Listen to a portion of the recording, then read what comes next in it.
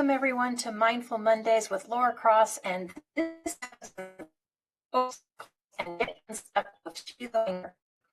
I am thrilled to have Sheila with us here today. She is the owner of Shift Hypnosis and the host of Shift is Happening podcast. And Sheila is not your average hypnotherapist. She is a powerhouse of knowledge and experience in the realm of unlocking the power of human consciousness. Sheila, thank you so much for joining us today. Thank you. I'm thrilled to be here. So I would love for you to share with everybody a little bit of your journey or story, because I know you weren't always in hypnosis. I believe you were a teacher first. So if you could share about how you got to this point. Yeah, well, it was quite a surprise to me, frankly, but I had taught French and English for 17 years and had kind of always wanted to be a therapist. And I really did love teaching, but I got to the point where the curriculum was in the way. I wanted to help these kids and their families. So I finally just took the leap and I resigned from teaching 7 years before I could have retired. And I went to a marriage and family therapy program to totally change and to become a therapist. About halfway through that program, we had to study hypnosis as one of our modules, and it blew my mind. I knew a little bit about it. Doing a deeper dive revealed this as something that might be one of the most underrated tools out there. So right then and there, I decided I was going to do an appointment, go get an appointment for myself, ask that hypnotherapist everything that they would tell me. And then after doing that, I immediately enrolled to become a hypnotherapist. I was going to add that to my credential.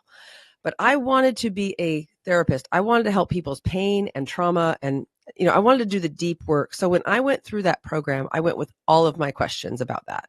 I wanted to make sure I'm not just helping people lose weight and stop smoking, even though those are great things. I wanted to be able to do the deepest kind of work. So when I graduated, every question had been answered. I was completely convinced that I could change lives immediately and really effectively and fast. So I took a big chance. I said, honey, I'm opening a practice. And I still had about, a year and a half to go in my marriage and family therapy program. I was going part-time, but I had about a year and a half to go. And I thought, I can open as a hypnotherapist. I'm going to do it. So I did. And my gut was right. I was getting tremendous results immediately, and they were sending me client after client. And I was able to replace my teacher salary plus in that first year, because it just works so well for people. Wow. And that's amazing. I love that you do that, because most people would have even been afraid to even take a leap, especially when you're getting so close to like retirement and, yes. worried about losing the funds. And the fact that you had obviously a husband that supported you is a huge part too. Yeah. And I just said, I would rather do something that I want to do really badly for the rest of my life than to just work 7 more years and stop. So we were both all in. Wow, that is amazing. Mm-hmm. So what are some of the common barriers that you think prevent us from taking action, or what we know will make us feel better? Yeah, it's a great question. Well, it's usually in our subconscious. So most of us know what we want to do, and we can convince ourselves that it's good for us and that we'll feel better if we do it. Whatever habit we want to change, whatever thing we want to change in our lives, we can intellectually know that it's possible and that we want it, and something stops us.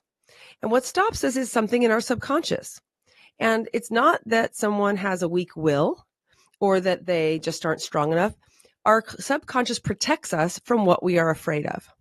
And that is exactly what I move out of the way. Now, the way that gets there is because of former experiences that hurt us. And our subconscious, we are made out of goodness and love. So it's saying, we don't want you to take that risk if you're going to get hurt again. But we can train the subconscious and we can heal the subconscious to know that that was circumstantial. It happened before in your childhood, in your trauma, because of the problems, the pain that people around you who were in charge had inside of them. It wasn't because you didn't deserve it. So when we can heal that, then they know, oh, I am capable of it. And they start to value and love themselves more. Then they give themselves more grace when the process is a little bumpy, because most change processes aren't a straight line. And then they can have the grace for like, okay, well, this was a day I didn't do as well on my goals, but that's because there was a whole bunch of stress that day. So I'll be fine tomorrow. And when they can then begin to treat themselves the way they've always deserved to be treated, they can make it through those bumps and keep going and make that change happen. Wow. Yeah, that's true. Yeah, I love the way you put that, because we need that change. We also need to make that change. Sorry, just my mind just went. Anyway, I'm glad. Sorry about that. I was like, whoa, yeah. So, can you give us an example of that? Oh, I could tell you stories all day. So let me pick the best one. Well, yes, this one was remarkable. A woman came to me, and she had an experience in elementary school she knew that it had hurt her deeply, and she'd had therapy. So she came to me and she was urgent, and she said, I only can afford one session, but I know what it is. I just need you to get it out. And I'm like, well, I usually do an initial session first, but you seem really urgent and you can't afford the two. So I'll try it. So she had this experience where she was a very good student and she was a rule follower and she knew all the rules, and she got to be a recess monitor and wear this orange vest. And in that experience, she was in charge and she knew all the rules, and she was so proud of this orange vest. She knew she had earned it. But this kid started climbing something he wasn't supposed to, and she told him, you need to get down from there. That's the rule. And he said, you can't tell me what to do because you're an N-word. She knew that was holding her back, because she, in her position at work, she wanted to be more of a leader. And she had people telling her, you have what it takes, but you don't step up. You don't take the risks. And she knew something about that experience was part of it. So we did what age regression, we regressed to that moment. And I have a very precise healing process that convinces the little, 7-year-old there that it was never her fault. She didn't do anything wrong. She wasn't prepared that would ever happen. And that was that person and his parents and society's problem, not her, nothing about her. Right. And she had this experience in my chair where she was going from, wanting the vest so badly, this orange vest, and then having it be torn away from her. And then we healed that, and she's still in my chair. And now I'm showing her that because this is healed and she's feeling the healing, she's going to be able to do anything she wants to at work, because she now knows there was never one thing wrong with her. She always was that much of a leader. She always was that good, that good student. She opens her eyes at the end of this and she goes, oh my gosh, you did it. And I knew I did it too. I knew we did it. So she goes, well, I'll be back. That was amazing. And she left, and I had to email her a couple weeks later. I emailed her. I said, I was so touched by your experience. I just wanted to let you know how amazing I think this is going to go for you. She immediately replied back and she goes, it was amazing. I feel so free. And you know what I did? I left your office and I went and bought myself an orange blazer for work. That was wonderful. Wow. That was a really special one, but I could tell stories like that all day, but I'll keep it to a minimum. It's amazing to see how it works. So let's dig a little more into that, because when you say hypnotherapy or hypnosis, I'm sure there's that stigma that goes around, and people wonder, or they're afraid, you're going to have them doing something weird that they shouldn't be doing. How do you address that with people? Yeah, it's so unfortunate that they it's easy to confuse what a stage hypnotist is and hypnotherapy. And I'll be frank with you, I don't know what those stage hypnotists do. It's a completely different thing, but it must tap into the same tools in some way. But yeah, there are people who are afraid that you're going to put me under and then you're going to control my mind. And it doesn't work that way at all. First of all, they need to know that they are going to hear every single word I say. Hypnosis, they tend to think I'm going to be in some strange state of mind where you're going to take over. It does not work that way at all. You only have to be as relaxed as you are when you're zoning out to TV, or even when you're driving the car and you just realize, oh, there's my exit. That's the same. You're in a hypnotic state in those moments. So it's just a state of relaxation, only deep enough to where your critical factor, the one who's going to keep track of time, keep their own thoughts running, that just relaxes. And you're simply more open to new experiences. And you can simply just focus on what I'm doing and allow that to go. So it's just a heightened suggestibility. Now, the other thing that's important, though, is that they have to know my intent. My intent for my clients is pure love and desire to heal, because I know how bad the hurt is. I had my own. But if they're working with a hypnotherapist, they should trust their gut on their own feeling, not because that person could control them. They really can't. Right. But a good hypnotherapist should be all about their clients' healing, and not just their healing, but then their growth into all kinds of new dreams. And they can, their sixth sense will tell them if they're not getting a good vibe, find another one. Yeah. I think too often we kind of ignore our sixth sense. Yeah. Yes. And it's our best teacher. It really is our best teacher. Yeah, we just have to listen. So how would you say hypnotherapy can help individuals overcome like the mental blocks that keep them from making positive changes in their lives? I mean, obviously that one worked with that lady, but there's many different levels of stuff. So there are. Yeah. So what everyone has some kind of belief in there that's a limiting belief that they didn't have a choice but to believe. It's not their fault they believe it. But so many people walk around feeling like I'm not as good as other people, or I'm just not good enough in general, or I'm the person who always gets left. We have, because of our experiences, these stories that we've had to believe because it's happened so many times. But what we don't really know, what people don't usually understand, is that by having the belief, we're contributing to those circumstances. We're expecting them. We're filtering reality through the glasses of that's going to happen to me again. And so we inadvertently play a role in it happening without knowing it. So what I have to do is get to that belief and then heal it the way I did with the woman in the vest. I have to get to where that belief began and then heal that. Okay. When that's freed up, they literally feel different. They're not so afraid to make a mistake because they know that's okay. They know they are okay. And so they stop feeling like they have to do it perfectly. And so that could translate if someone wants to lose weight, for example. So many people will have one day where they don't eat as well or whatever. And if they have no compassion for themselves, they have too much judgment for themselves. They'll say, oh, there, I did it again. I failed. They didn't fail. They had one day that had extra stressors. So they were too exhausted to do it that day. And when they have compassion now for themselves, they can say, that's okay. That was just one day. And I completely understand why it would have been hard today, but tomorrow won't be. I'm going to make sure that I have more space and time to care for myself. And they can adjust. And over time, they can totally make that change. So the core belief is one of the things. And some other things I have to look for are, if they have fears. If they have fears, sometimes they just haven't asked themselves some of the big questions that will help alleviate those fears. So sometimes I'll explore who they believe they are in this universe and how they got those beliefs and, what feels true to them. And we can work with those because the fears often have an origin in unexplored questions. And once they explore those, it releases everything. And just one more feature is that I also help people become more able to handle their feelings.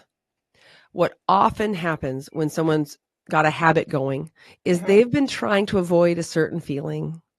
And so because it's so uncomfortable to feel it, they'll cover it with alcohol, cover it with food, cover it with, procrastination. But there's a feeling there that we can heal. It just needs healing. And so when I can identify the feeling, then do a session for healing that feeling, then it's just not there. So they don't need to cover it with anything. They don't need to overeat. Wow. Yeah. So I was going to say, because I was going to ask you too, in your experience. So what are some of the effective strategies for breaking free from those harmful habits through hypnosis? Yes. Well, there are so many. It would take a long time. But the first one is when we have a scary feeling, this is kind of a surprise to people. We're supposed to feel all of those feelings, even the really icky ones. They do something to us when we process them all the way through. That's why they're there. But some of them we don't want to feel. what happens when we go through the feeling is it doesn't actually take very long. When I have someone in my office, okay, the feeling's coming up, and I'll just say, okay, let's just stay with it for a bit and see what it has to say, and just feel it, and then let it express in words, tears, whatever. I'm not going to look at you, just express it. And they'll do that. And I'll say, tell me when it changes. The longest anyone has ever taken it to change in my office is 4 minutes. Wow. So when you think about a difficult feeling that we've been covering up with a habit for who knows, decades, years, only really being 4 minutes of deep discomfort, oh my gosh, it could have saved us years of sorrow and self-judgment and all of this. So I help people know that those feelings are okay. I help them process them with me so they don't have to do it alone. And if I teach them that if they come up when they're alone, how to put pillows around it so they can get through it, and get the support that they need to handle it, because that is just that pain releasing. And then they cannot have to feel that way. Wow. Do you ever find it difficult, or do you ever have people come to you that think they know what it is, but then it's not, and then they find out it's like something totally different? Good question. Not very often, no. But they'll think when we're going to do age regression to get to the core of the pain, they'll think it's going to be certain memories that will come up, and often it's not those. Sometimes it's totally different ones. They are related to the same feeling, but there'll be things they didn't even remember. And then the subconscious does remember. And then it'll come back and they'll, oh my gosh, I hadn't thought about that wallpaper in my kitchen since I was a kid. Because the subconscious is so smart. It knows how to tap into their feeling and go, file back. When's the earliest time you felt that? And then that memory will arise. They don't even have to try. That's amazing. So even if we think we can't remember, it's actually still there. Yes, it totally is still there. It's wild. Wow. And I know you have a lot of them, but can you share a success story of a client who experienced like a profound transformation through hypnotherapy? Yes. Oh gosh, what kind do you want? I'll do two totally different kinds. Okay. Okay. So I have a woman who was sexually abused, raped, cheated on. And she came to me for sort of a fast food addiction. It was just like a fast food issue. And that's all she came to me for, is the fast food stuff. But what happened was we got to the core wound and we got that healed. And she, in her childhood abuse, she was never allowed to feel pretty because it was seen as sinful. So she always felt like it was bad to feel, beautiful. And so she is a beautiful woman who never felt beautiful. And we completely transformed that. And now she healed that wound, and now she knows that it's okay to feel good in your own body. It's okay to inhabit your body and just enjoy being in it. That healed. Then she was able to forgive her abuser, and that was massive. But before any of that happened, she already on the second session said, yeah, I just stopped driving. I just stopped going through the drive-thru. I haven't gone once since I saw you. And then we did all of the big stuff after that. And she said, I feel totally free. I even feel a little grateful for the pain I went through to have experienced this triumph. And I know that I'll never pass any of this on to my children.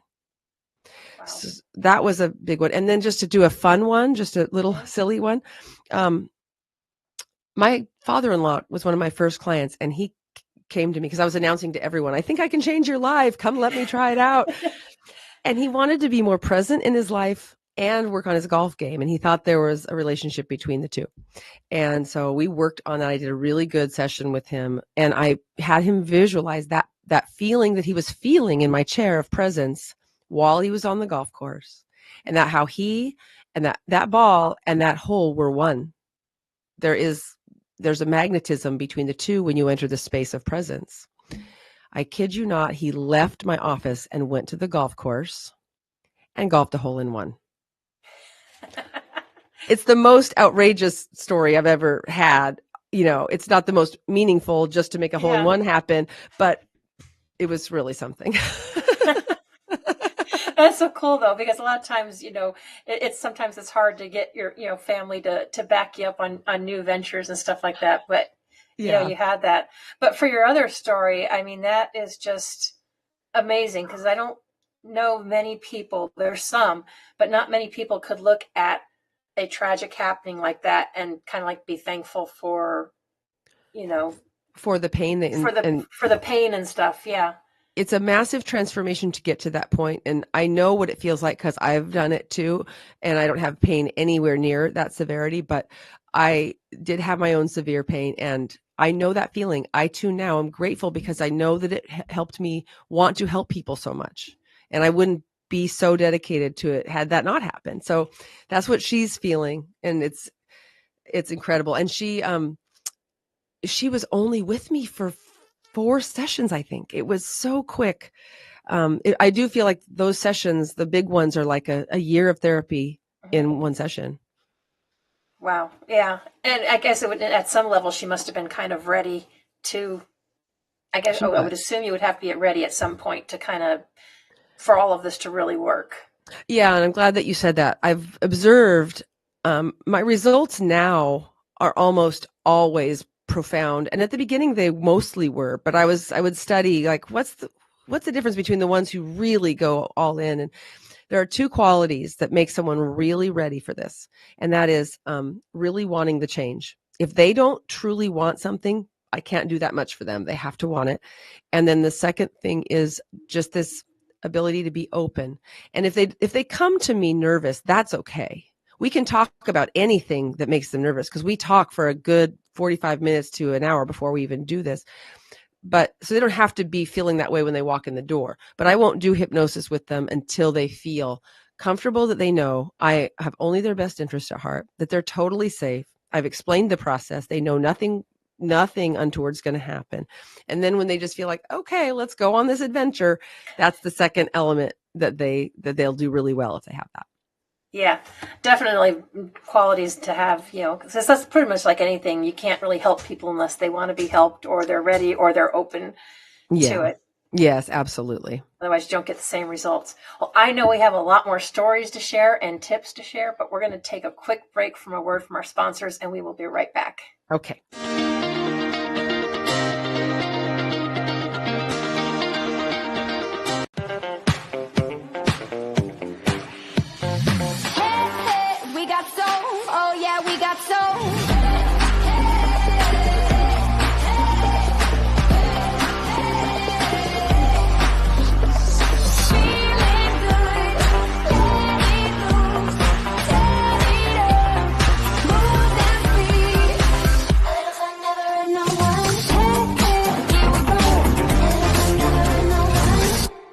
Hi, I'm Bobby Aldridge with BAM Metrics. There are so many programs out there that measure your swing speed, sets, reps, your BMI, your body fat, but the one thing they're not measuring that's so essential is mobility. Mobility is the key. If you're measuring your mobility, your performance will get better and you will reduce your pain. I created BAM Metrics to make it easy for people to repeat the exercises so they could do it properly at home on their own. It's simple, it's easy to do, and from a senior to a pro athlete.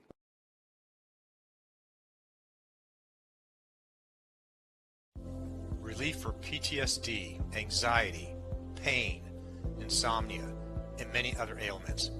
Introducing Vibe, the world's only pocket PEMF device. You place it in your pocket while cooking, cleaning, relaxing, watching TV, sitting at your computer, reading, or walking. Self-contained standalone device. No drugs. No other phone or Bluetooth connections required. No monthly subscription fees. No apps to download. No Bozone. The future of medicine is in the frequencies. Come join the revolution.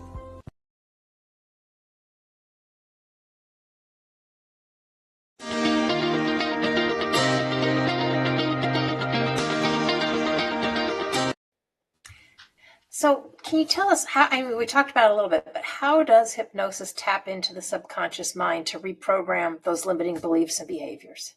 Okay, great question. It does it because of the signature of the feelings in the body. So if you have you've had a consistent feeling of inadequacy, for example, I'll just pick one, and you know how that feels because you felt it too many times. It's uncomfortable. And then when you're in the hypnotic state after my induction and you're very relaxed, I ask my clients to bring up that feeling. All they have to do is think of the times they felt it before because they have those. That is a somatic signature in the body. It first, it'll be in the chest for some people. The chest will be tight. However, whatever's going on in the body, it's that exact same feeling they felt the first time it happened. So then all you have to do is just say, this is tied to every other time you felt it. And the subconscious, when knowing that it's going back to an earlier one, will automatically pick one up that felt just like this. So it's pretty incredible, but it is because of the way it is in the body. The body does keep the score. And so that score is the same score it was when they were 2 or 1, or sometimes even in the womb. Wow. I guess kind of like when something bothers us or when you have a certain loss, like me losing my husband, it hurt my chest. For his mother, it hurt in her stomach. It hurts different areas. Yes. And I'll even ask them, where do you feel that? And they'll have a space. And it's funny, lately I've been feeling it too from them, but I don't know what that's about. But they'll have it in the body somewhere. And I'll say, okay, just feel that feeling. It'll take us back to it. And it does. Wow. Okay. So what role would you say self-awareness then plays in the process? Because I would think you'd have to be very kind of self-aware and in the process, because you're using the hypnotherapy to shift those negative, patterns. Yes. Okay. So self-awareness, when you're in the hypnosis process, some people are better at feeling their body, tuning into their body than others. I can usually tell if it's a heart and mind disconnection, if they're struggling to feel it. I can usually find that in the talking phase before we do the hypnosis. So I will be asking them then, when they have a feeling, can they feel it in their body? And no one's usually ever asked them that before. So when they then do it, they can usually find it. So I can help make sure they have enough self-awareness that by the time they're in my chair, they can do that again. Okay. But the topic of self-awareness is, I'm glad that you brought it up, because not only do we have profound changes in here, but I try to cover every basis. So I'm also teaching my clients what they can do on the conscious level to keep this benefit going when they leave, because they won't always have me. And self-awareness is massive. It needs to be trained in all of us, because all of the answers really are inside of us. And I have lots of little lectures I give them and practices that they can choose if they resonate, to keep that self-awareness alive in their lives, because it's one of the most empowering tools we need, but no one's ever taught us that. Well, no one taught us this in school. But for example, if you're very good at being self-aware, you don't have to get into conflicts. If somebody is insulting you or putting you down, belittling you or whatever, and you know immediately to go inside, that person's right there. Okay. But go inside and go, oh, how do I feel? You only ever always have to just own that. You're not in charge of why they're this way or what they did. They might be being a jerk, but all you have to do is go inside and say, oh, what do I need? And then you can say what you need. Wow, I'm really taken aback by what you've just said. I need some time to process that, and I might need some distance for a bit. I didn't get in any conflict. I just went inside, self-aware. Here's what I need. And then they can do whatever they do with that. But I'm not in charge of them. Where people who have less self-awareness need to grow that is they'll immediately jump into, how dare you, but who knows why? They're just hurting too. So we can avoid those reactions by just going immediately inside. Oh, how did that affect me? Oh my gosh, I'm feeling very threatened right now. I need some time, or I need you to restate that in a different way, So self-awareness gives us so much freedom that I teach my clients that. So on the ongoing basis, their life can keep getting better and easier and lighter and more free and joyful. I was going to say that kind of pretty much answered my next question, because I know you've helped individuals overcome deep-rooted fears and traumas, but I was wondering about the lasting healing. So that's basically how you do it to make sure the healing lasts, and it does. And do they revert back, or have you ever had them kind of revert back? Great question. So I want to make sure they don't. And I give them the tools while they're here with me, but that's also why I started my podcast, because I was realizing these consciousness tools, that I call them, there for every human being. And again, as a school teacher, it just hurt me so much that the most important tools that we need to make our lives work, we weren't taught those things. And so I had to do a podcast so I can get those tools out to everybody, and so that my clients would have that to rely on and remember and keep practicing, so they wouldn't need to keep coming back. And what I find is, the people who do, sessions with me, their lives get better and better. But sometimes they do, a new challenge will come and they'll know they can come back to me, and they do not revert all the way back. It's not like that ever. It's just that, okay, I want to have all the supports in place for this new thing that I'm facing. So I'm going to get my hypnotherapist back in my corner for this next thing, so it'll be faster and easier than it would be without her. Right. And it's called Shift is Happening podcast, yes. Right? Yes. So I have the QR code up there, so that will take you directly to the podcast, because it's not on YouTube, right? It's just on that link there. Yeah, it's just on Spotify, Apple Music, but no, not on YouTube. I don't have a video component yet. I'm going to be working on that later. But in that one, I do tell a bit of my personal story at the beginning, because I want my listeners to decide if they want to, listen to me or not. So I kind of go into my personal story, how I got to this point, so they can go, yeah, I like her, I want to stay with her, or yeah, not for me. That's got to be up to them. As I always tell people, I love when people can share their journey, because then people can relate or resonate with you, and see if it fits. Yes. So how do you approach helping clients navigate the feelings of powerlessness and inadequacy through hypnosis? Yeah. Well, similar to talk therapy, I have to get to what contributed to that. If they can see, how did it get there? When did I feel that way before? Then they can see on a cognitive level, that I probably had no choice but to believe that. And that's how it usually almost always starts. We had no choice but to believe it. So everyone's family tried their best. Every family is imperfect to varying degrees, including my own. I know that, I've raised twin 18-year-olds, and now that they're 18, I'm like, I wish I could do the toddler years over, but I can't. I can't. So mine's imperfect too. And I'm a certified parent coach in addition to being a hypnotherapist. So every family is imperfect because we're learning as we're going. And some people are really into doing their inner work and others aren't. And so that pain that they took on is just getting spread right down to the next generation. And so when they can see that it started there, then they can start to see, that's why I always feel this way. And that can help them already start to feel like maybe it's not my fault. And so that's where we begin. But I don't have to do what a typical cognitive behavioral therapist would. I don't have to uncover every detail about the family history. I only need what's relevant to the thing that's hurting them. Okay. That they really want. So that's one thing that makes it very efficient. Wow. Okay. And I know, so you shared the story with your father-in-law with golf, but yes. Do you have techniques that you use to help athletes optimize their performance through hypnotherapy? I do. Yes, I do. So I had a phenomenal volleyball player who had an injury. She was in Florida, so I work remotely, and she, both in person and remotely, but she had an injury and then healed from it and was never playing as well since her injury. So I did two things with her. One was I used the age regression to where the injury was, so she could see it was circumstantial. It was a fluke, totally unlikely to happen again. And then second, I helped her see all of the work she had done, that she had put in for this volleyball career, and she had put in a lot of work. And I had her see that if there's anything good in this universe, it would want her to have the triumph of all of that work being her dream coming true.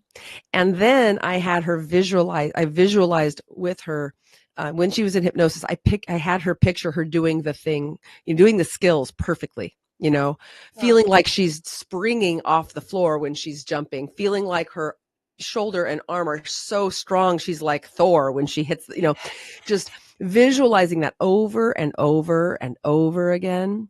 And so that every single thing in her subconscious would believe that this is me, this is her. And she started, she played so phenomenally after that her mother's friend in the stand said, "What is going on with Lucy? What did she do? She's amazing." So then that lady hired me for her daughter, and that player got a full ride Division I scholarship, which was her dream. Wow. Because of what I mean, I know I contributed. I can't take credit, but I No, but contributed to what she did. yeah. Yeah. But it's amazing when you can do that and help someone, and make such an impact in somebody's life. This is why I will do it until I die. It's clearly you love what you do, because you can just see you light up when you share these stories, and I love it. It's there's too many people doing things that they don't really love doing. They just do it to make ends meet. But and I can help them with that. I can help them. I bet you can. They should feel this joy too. They should, get the courage to follow their, or even just find a more true thing, because we all deserve it. And so they should come to me if they're doing that. I feel very badly for them, because this is amazing to love your work this much. And I think we all have plenty of broken records going on in our head. Yes, I know I did. From past environment, surroundings, whatever, they all add up. Yes, they do. Yes, they do. So can hypnosis assist individuals in taming their inner voice and cultivating a more positive self-dialogue? Oh my gosh, yes. So when it comes to the inner voice, I have a lot that I say about that on my podcast, and I'm writing a book now about that very thing, about how getting that totally tamed, and that could be a whole other episode. But when it comes to hypnosis, that's the biggest, most effective tool for taking the biggest chunk of that out of your life. And so people will say after they get to that core wound, they'll say, where's this calm coming from? How am I feeling so calm? I've heard that exact question so many times, and I light up when I hear it. It truly makes them feel different on the inside. Like it's just quiet in here now. Like I can just live life. I don't have to follow this agenda anymore. Like I have to be perfect. That's a big one. I have to be perfect, or I have to work harder than everybody else, or, it's just gone. And then you just get to live. It's freedom. And it's a massive tool for that. And then I can help with all the conscious level stuff to practice on the daily, so that never goes away. Yeah, that's wonderful. I know a few people that can use that. We all can use a little fine tuning, but that's a huge one. Absolutely. Yeah. I always call it the rat race. Too many people get caught up in that rat race and just go, and they burn out. Yes. Oh, absolutely. And they don't know that they should put joy and their own well-being as the number one priority. And it took me way too long to learn that myself. But when they do, the rat race shrinks. It's like when I matter too, and I before I wake up, if I'm not in a good state, the number one thing I have to do is get myself in a good state. Mm-hmm. That whole day gets better. But they'll go straight to their to-do list first. That's one of my tools. Don't go to your to-do list until you are all good in here. Yeah. And then start. It's just overwhelming more, even more overwhelm. Yes. I don't even do a to-do list anymore. I only do when I absolutely have some things, but it's more of a reminder. And then it's like, okay, was that really that important? No, that can wait. Yeah. Get it out of your head so it doesn't haunt you all day. Yeah. Yeah. Or so I can sleep. Yes. Oh, yes. That's a good time for a to-do list. Absolutely. Yeah.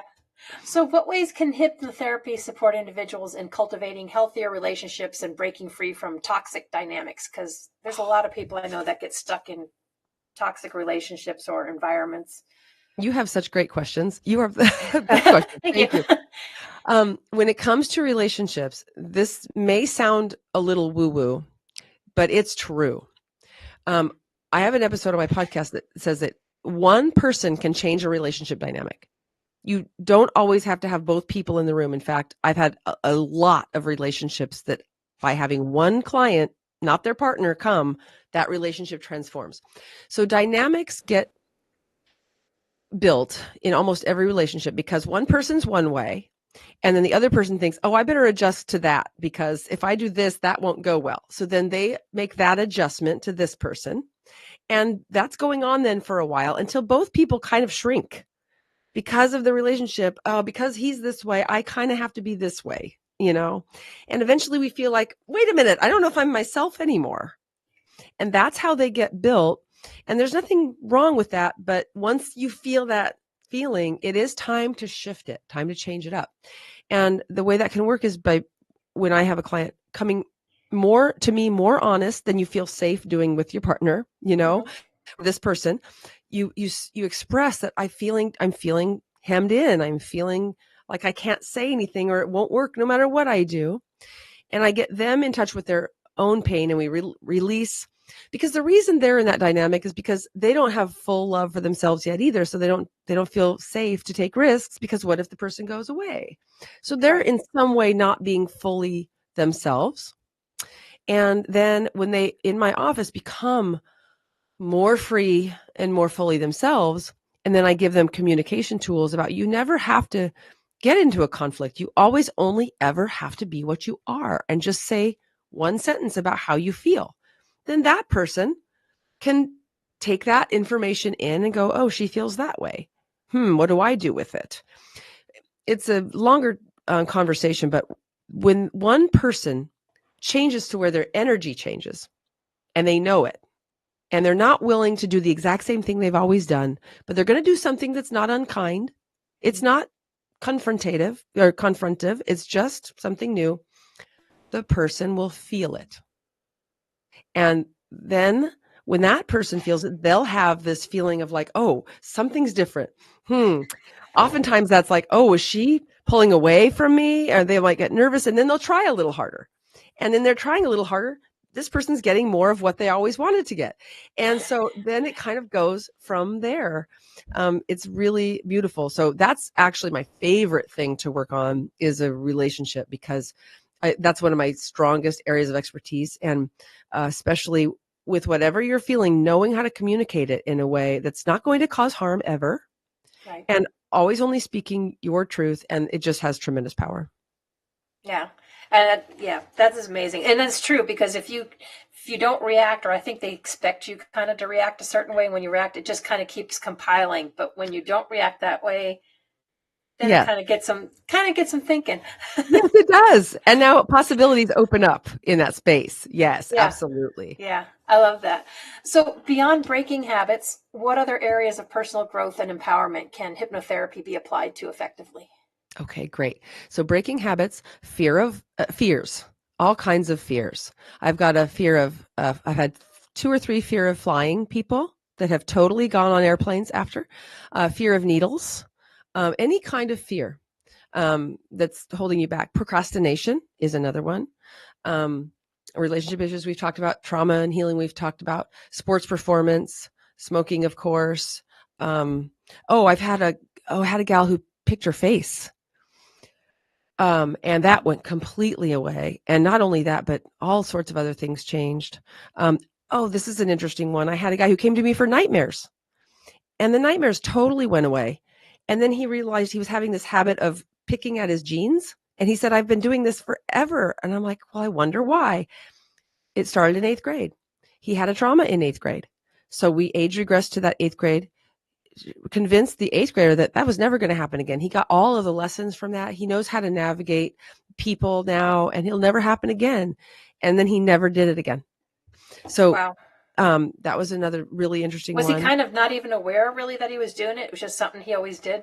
Yeah, he was in my office. We'd already done the night. We'd already done these other things. And I said, well, is there anything left? And then he noticed, wait a minute, I'm doing this thing with my jeans. I think I've been doing that forever. It was one of those inadvertent things. And then we got rid of that too. Wow. Yeah. So have you worked with people that have, like, I know a lot of people nowadays have PTSD, or, because you mentioned nightmares, which reminds me of people that have PTSD, especially for veterans. Yes. Yeah. Have I? Oh, yes. I have a client. Yes, I have a client right now that has complex PTSD, and she is in mental health herself, and she identifies as having complex PTSD, and she has had great results. We're just getting started. We've got more to do. We've only had one session, but even after the one session, she had great results. She let me know. So I fully expect that to work. I actually have someone who was a meth addict, and that is extremely powerful. And she just got permission to get her son back. So Wow. some really big things. I can't claim to, there are some complex psychological issues that I've never encountered, and I never know, for sure I can say that I can do that. But the ones I know I've done, those I have a guy with bipolar who has had tremendous results. And yeah, so I'm sure there are some psychological issues that I might feel intimidated by, but so far I've had great results with a lot of those. And you can't argue with that. Yeah. I think that's wonderful. So you were talking about a little bit before, you do work with people remotely. It's not always in person, correct? Yes. So I love to work in person, but I get just as good results remotely. The only thing that I need from them is to be able to create a quiet space for it. If they have a dog at home that's going to come bring a bone or bring a toy, that won't work. But if they can create a quiet space where they can comfortably recline for the hypnosis part, I've had just as good of results remotely. I had a woman whose back healed. And that was remote. She was, the first time she came to me, she was laying on the couch in a very precarious position. 3 sessions later, she's sitting upright. And I said, "How are you doing?" And she started to tell me how this really annoying colleague, she just didn't mind her anymore. She's actually appreciative of what she's learning by her being in her life. And I'm like, "That's wonderful." And then she tells me how her relationship has gotten better. I'm like, "That's wonderful." And I said, "I can't help it, but notice that you're sitting upright." And she goes, "Oh yeah, my back completely healed." Like, well, that's what you came to me for. You didn't want to tell me. It kind of sneaks in. It kind of sneaks in, and you're like, "Oh, I'm feeling better." Crazy. Wow. That is amazing. That is amazing. So you mentioned you're writing a book. I am. I don't have a title yet, but Okay. I am writing a book because I need people to know these consciousness tools that I'm talking about on my podcast. Even if they never set foot in my office, they need to know those tools. And I also want people to know the profound changes that I've seen that can happen. I'm hoping that more therapists will get certified in hypnotherapy so they can add that to their toolbox, because it's so fast that I want, just my mission in life is to heal this world. I know how I used to feel, and now I know how I feel now. And I want that for everybody, because, so yes, that's the reason for the book. Yes. Another reason I'm glad you're here, because that's what I always think. We could do more together. And I was like, there's fascinating people all over the world. There's so many things out there that people just don't know about. That's right. And so what's so wonderful about what I do is I can unlock everybody's unique genius. I have an AI technical genius that has, childhood trauma. I want that guy. He's got visions for how we can move into AI that's good for humanity, good for nature, good for this future of everything. I can unlock that guy, and he can go use his talents to change the world. Yeah. So what would that process look like if someone wanted to connect with you? Well, there are a couple ways. If they go onto my website, it's shifthypnosis.org. And I'm in Vancouver, Washington, or Ridgefield, Washington is a suburb of that. So make sure that that's me. You'll see, if you look at my website, find me. But on there, they can sign up for a session immediately on my sign up page, or they can email me, or they can even text me on my business phone. So that's all there. And even if my calendar gets filled, I ask them to reach out anyway, because sometimes I'll work ridiculous hours if it doesn't fit in with my calendar, because I really am on such a mission to do this. But they can email me, text me, or just sign up for a session. Wonderful. Have you ever had anyone that you weren't able to help, or maybe wasn't a good fit, or you haven't hit that yet? Great question.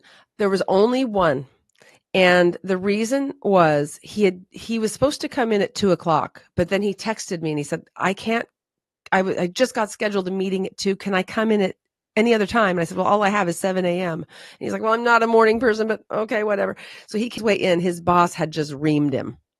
So he was so flustered by what his boss had said that he couldn't relax that day. And so I was, trying to induce him, and he just said, "This isn't going to work." And he was right. He was too preoccupied. He needed to go deal with that, with that boss, or it wasn't going to work. That was the only time, though. I've had a lot of people say, "I'm going to be the one who can't be hypnotized." And they all say that. And it's never happened except for that one time because of the boss. I had a person that tried it once with me, and I was one of the very few that she couldn't be able to, but I would like to think I'm more enlightened now. I've learned more. I've learned to be more open. So Right. we have Probably. we may have to try that sometime. We I'd love have a few minutes left. Would you like to share any more stories or what you want the audience to take away from this? Okay, sure. Well, I actually had one woman today, right before getting onto this show, that was remarkable. She came in and just said, you know, she would just start crying. And she said, I've always not felt enough. And she was probably in her 60s, you know, I've always felt not enough. And I could tell she was ready to get to this pain right now. And I never would do a deep dive session on the first session. But she seemed so ready. And I said, we got to get this pain out of you today. And I said, are you willing and ready? She goes, I'm so ready. I said, okay. So she had the readiness and she had the desire. Mm-hmm. So we did. And I kid you not, the woman who walked in my office is not the woman who walked out of my office. She finally knew once and for all that she always was enough and it was never about her. And so I had her finish two sentences. Now I know, and she said, now I know I never had to be perfect because I just am. I can make mistakes. And then I said, and because I know that and I feel, and she said, free. And her whole countenance showed it. And that woman was not the same woman. She walked out. To see that happen more, over and over, you could see how I must get this message out and how it's driving me. Mm-hmm. So that's my main message, that if you are a therapist and you feel like maybe results could be happening faster for the clients you love and care about, I would encourage you to explore hypnotherapy. And if you are a person who has been struggling and you're tired of it, you have nothing to lose. It doesn't take that many sessions and there's nothing scary. It is worth trying. Yeah, that's definitely. It doesn't hurt anything, right? It hurts you more to not try or to not explore than it does for sure. For sure. Yeah. Yeah. And if they do go on my website, I need to gather more reviews because I have a lot more clients but my reviews are there and they're testimonials from clients who've had good results. So they'll see that every single one of them is really thrilled with what's happened in their lives. I can imagine. And like I said, I love that you do that because, like I said, you just really light up, which I love when you talk about that. So you can clearly see the passion you have for doing this and the fact that you can help so many other people is just a beautiful thing. Thank you so much. And thank you so much for having me on. It's just an absolute pleasure. Your questions were so right on and it was so much fun. Well, thank you. And I appreciate you taking the time to be here with everybody today. My pleasure. Thank you. So everybody, I want you to have a wonderful week. Thank you for joining us, and we will see you next week. And don't forget, if you haven't subscribed already to Mindful Mondays with Laura Cross on YouTube, do so. That way you will see this interview and many others that you won't want to miss out on. So have a wonderful week, and we'll see you next time.